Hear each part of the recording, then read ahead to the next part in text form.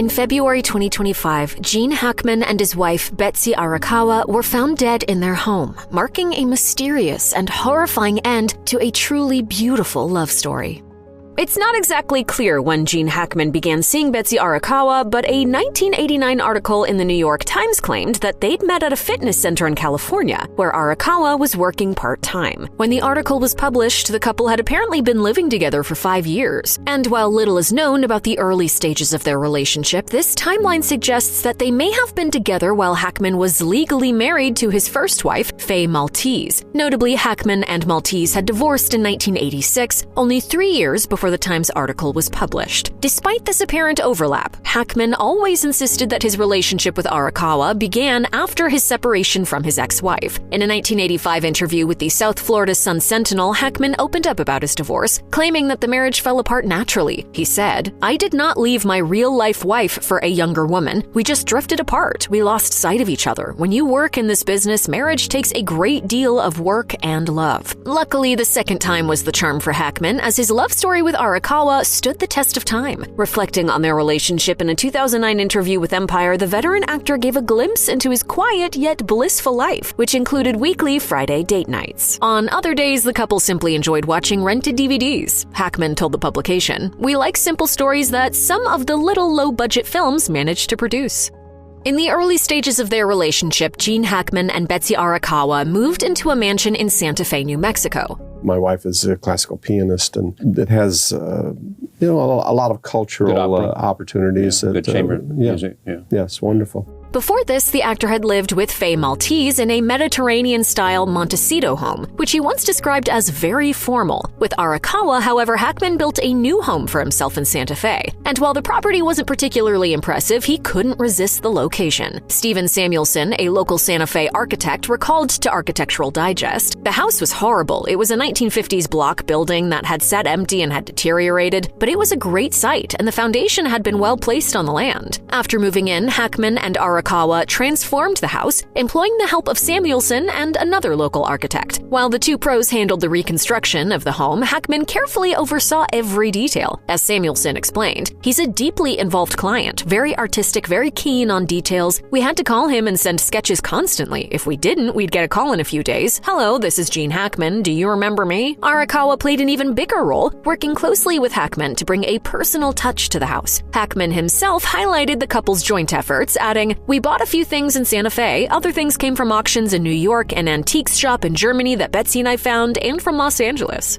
In 1991, after 7 years together, Gene Hackman and Betsy Arakawa finally tied the knot. 8 years later, they expanded their family by adopting a new dog. According to the Baltimore Sun, the couple took interest in the dog after it wandered onto the set of The Replacements, a 2000 comedy film starring Hackman. The pooch was subsequently taken to an animal rescue shelter where it was named Gene. Hackman and Arakawa were already proud parents to 2 German Shepherds back in New Mexico, so before finalizing their decision to adopt, they introduced their existing pets to Gene, ensuring that the 3 dogs got along well. And despite their celebrity status, the couple insisted on following the standard adoption process. A worker at the shelter told the Baltimore Sun, "They went through the steps for adoption just like everyone else. Hackman kept thanking us and apologizing for taking up our time." Hackman and Arakawa would remain devoted to Gene and their 2 other dogs until the very end. Dr. Sherry Gaber, the couple's animal chiropractor, says that the couple always wanted to do the right things for their animals. Gene and Betsy love their dogs, if you want to say, more than life itself.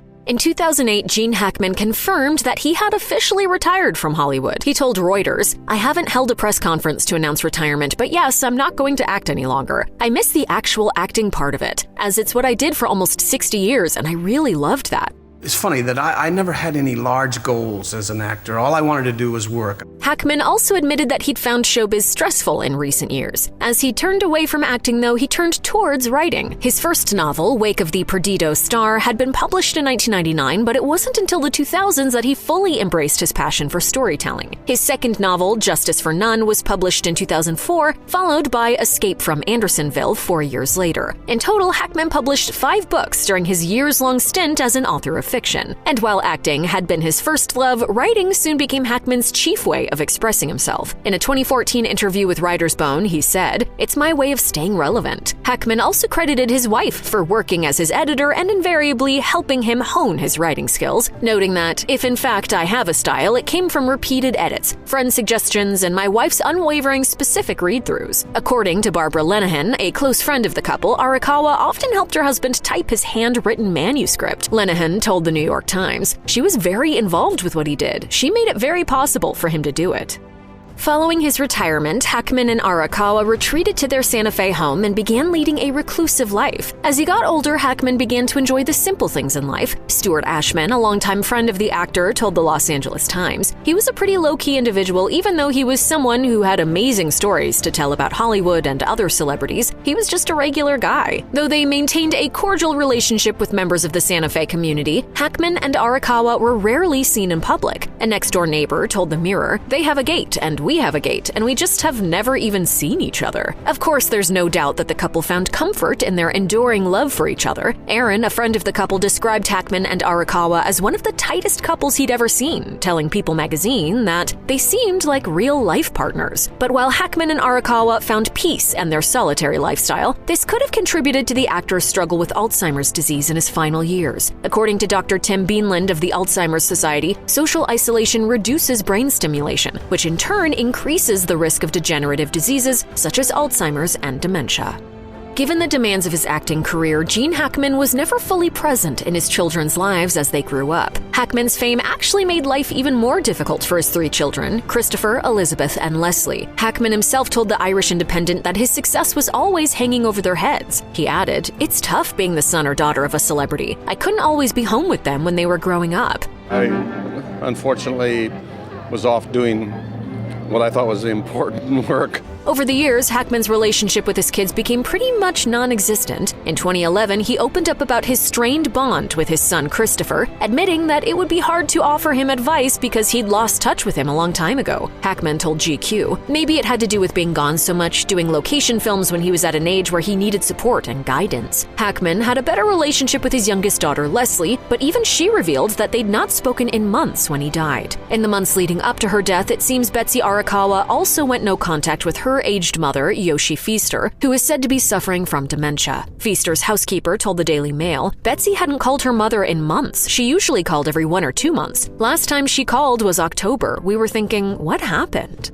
As Hackman's health declined over the years, Arakawa seemed to give herself entirely to him, eventually stepping into the role of full-time caregiver. Arakawa was very protective of her husband's well-being, as confirmed by those close to the couple. Barbara Lenehan told CNN, "Betsy was a wonderful wife. They were very close, and she was a good cook and really took good care of him." Following the COVID-19 pandemic, Arakawa reportedly became more committed to supporting her husband's well-being, implementing a strict diet and regularly encouraging him to engage in physical activities. Hackman's daughter Leslie told the Daily Mail, "He liked to do Pilates and yoga, and he was continuing to do that several times a week." Leslie also acknowledged Arakawa's tireless efforts, adding, "I'm appreciative to her for that, and I'm very saddened by her passing." Before his death, Hackman himself was apparently aware of his wife's unwavering care and commitment to his health. Tom Allen, a longtime friend of the actor, told the New York Times that Hackman believed he wouldn't have lived nearly as long without Arakawa by his side.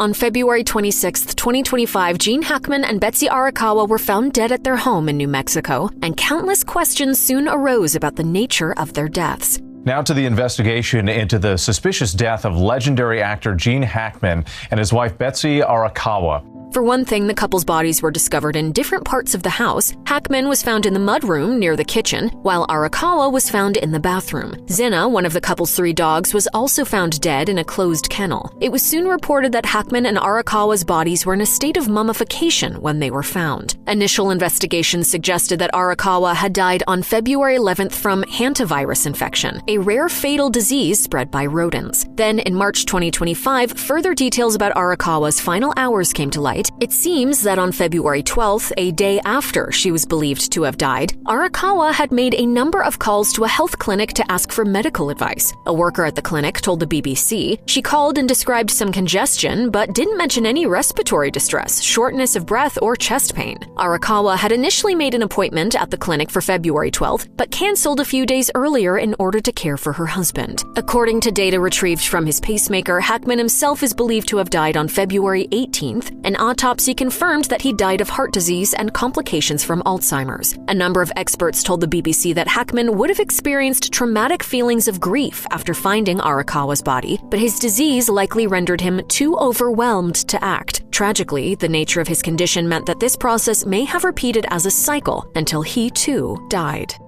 After news of the couple's tragic death broke, fans and colleagues of the late actor took to social media to pay their tributes. Clint Eastwood, who had directed Hackman in Unforgiven, posted on X, "Extremely saddened by the passing of Gene Hackman, he will be deeply missed." Antonio Banderas described Hackman's death as a sad day for the cinema's family, while George Takei called him one of the true giants of the screen. Meanwhile, fellow actor Tom Hanks wrote on Instagram, "There has never been a Gene Hackman type. There has only been Gene Hackman." And Morgan Freeman, who co-starred with Hackman in a couple of movies, also took to Instagram to pay tribute to the actor. He wrote, "One of the personal highlights of my career was bringing the French film Gardez à Vue to life with the incredibly gifted Gene Hackman. And of course, Unforgiven. Rest in peace, my friend."